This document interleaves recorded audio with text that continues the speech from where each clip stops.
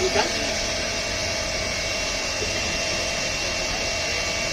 वो कर्मी है जिससे मनुष्य समाज में ख्याति पाता है। कर्म योगी सदा संसार में हमेशा ही पूजा जाता है। गीता का ये संदेश का ज्वलंत उदाहरण है डॉक्टर अंबेडकर। नमस्कार, मैं डॉक्टर राधिका खरबंदा आज डॉक्टर अंबेडकर की जयंती के उपलक्ष्य में इस समारोह में आप सभी जनों का हार्दिक अभिनंदन करती हूँ। तो चलिए सबसे पहले परिकल्पना करते हैं एक दृश्य की।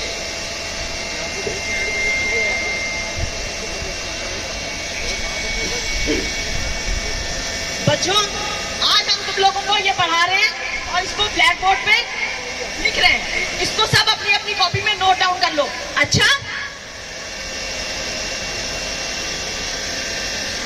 मैं कभी सर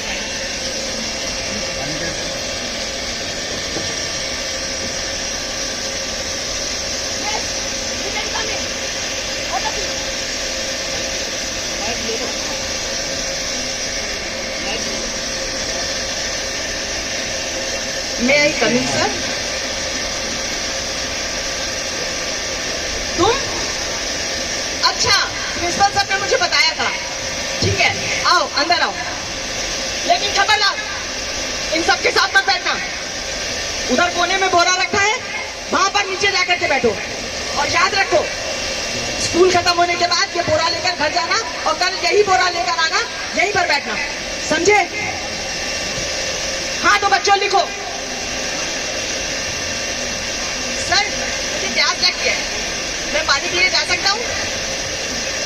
हाँ हाँ, जाओ जाओ। सर, मुझे भी प्यास लगी है, क्या मैं पानी पीने जा सकता हूँ? तुम पानी? तुम्हें पता नहीं चपरासी को अभी प्रिंसिपल सर ने किसी काम से भेजा है और चपरासी 3-4 घंटे से पहले वापस नहीं आएगा और तुम्हें नल छूना अलाउड नहीं है, तो तुम चुपचाप बैठे रहो।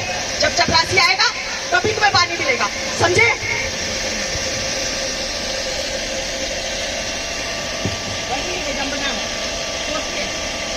सोचिए कि इस दृश्य मात्र से हमारे रोंगटे खड़े हो गए। जिस बच्चे पर बीती होगी उसने कितना सहा होगा। और फर्ज करें अगर आपके सामने अभी आंधी तूफान आ जाए तो आप सब क्या करेंगे?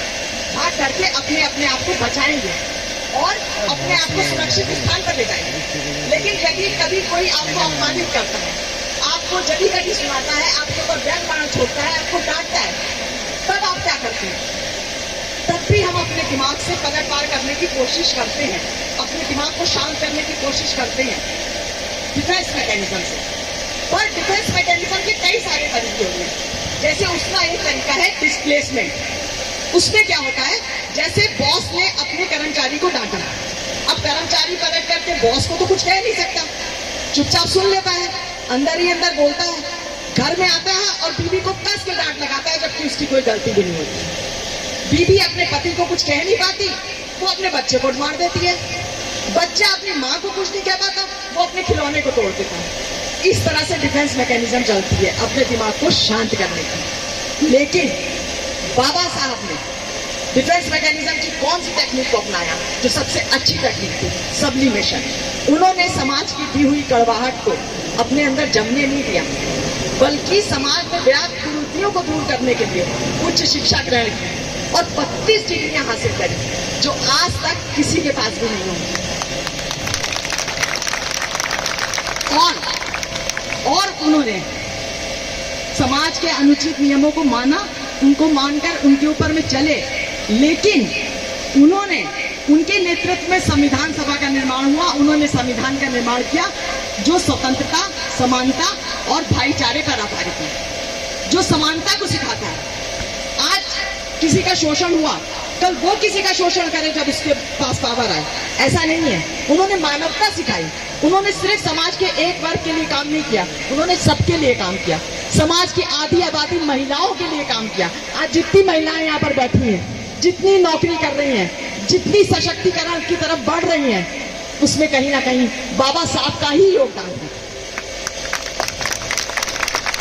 और बाबा साहब के लिए अगर हम ये कहें कि जिनको स्कूल में किताबें छूने की मनाही है, उनके पास 35,000 किताबें थी उनके घर की लाइब्रेरी में। वो 35,000 किताबें जो भी पढ़ना चाहे वो जा करके पढ़ सकता था उनके घर में। सब कोई जिसको भी इच्छा होती थी वो उनके घर में जा करके वो किताबें पढ़ सकता था।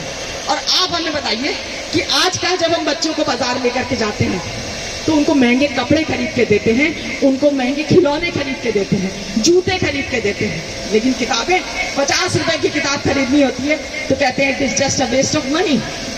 कितने लोग किताबों के प्रति बच्चों में अलग जगाते हैं, क्योंकि बाबा साहब ने कहा था शिक्षा ही सामाजिक परिवर्तन का आधार है। अगर आपको कोई चीज चेंज करनी है तो शिक्षा से ही कर सकते हैं।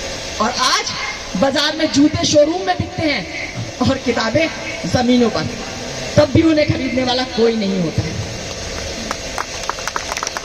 तो हमें चाहिए कि हम घर में पुस्तकालय बनाएं। सबसे पहले हमें आज के बदलते परिवेश में बाबा साहब जैसे कई लोगों की जरूरत है, क्योंकि लाइब्रेरी अगर हम घर में बनाएंगे, library is the heart of the house. और अगर हम सही मायने में बाबा साहब को श्रद्धांजलि देना चाहें तो हम सबको मिलकर के आज ये प्रण करना होगा कि हमें हर घर में एक छोटे से पुस्तकालय की स्थापना करनी होगी। सच्चे ज्ञान से पुस्तकों के प्रति अलग जगानी होगी। टेक्स्ट बुक्स के अलावा बच्चों में बुक्स पढ़ने की आदत डालनी होगी। हमें कोई ना कोई समाज सेवा का कोई ना कोई एक, चाहे वो छोटा सा कार्य क्यों ना हो, वो करना होगा। तब हम बाबा साहब को सच्ची श्रद्धांजलि दे पाएंगे। जब हम हर घर में पुस्तकालय बनाएंगे, साक्षात ज्ञान से पुस्तकों के प्रति अलग जगाएंगे, कोई ना कोई समाज कार्य में अपने आप को इन्वॉल्व कर पाएंगे सही मायने में, तभी हम बाबा साहब को सच्ची श्रद्धांजलि दे पाएंगे, सच्ची श्रद्धांजलि दे पाएंगे, सच्ची श्रद्धांजलि दे पाएंगे। Thank you.